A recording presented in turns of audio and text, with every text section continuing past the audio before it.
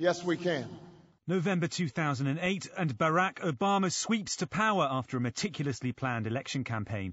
3 weeks later, terrorists kill 174 people in Mumbai. What's the connection? Well, the US president was rarely seen without his BlackBerry. India's security services suspect the gunmen also used the smartphone to plan their attacks. It's an example of how new technology can be a blessing or a curse in the wrong hands. Now the perceived dangers of that freedom of communication promised by the digital age mean the future of the iconic handset, beloved of presidents, businessmen and perhaps terrorists the world over, is now in jeopardy.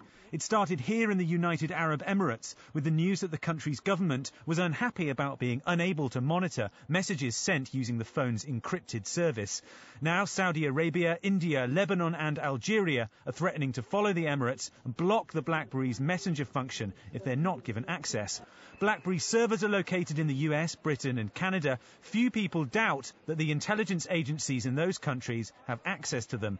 Not surprisingly, other countries threatened by terrorism want their spy networks to be able to listen in too. But not all those emerging nations have perfect records on human rights.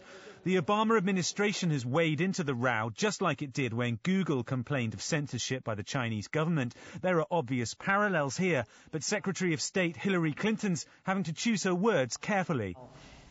We are taking time to consult and analyze the full range of interests and issues at stake because we know that there is a legitimate security concern, but there's also a legitimate right of free use and access. After all, the US can't be seen to be denying other countries the advantage its own intelligence services probably enjoy.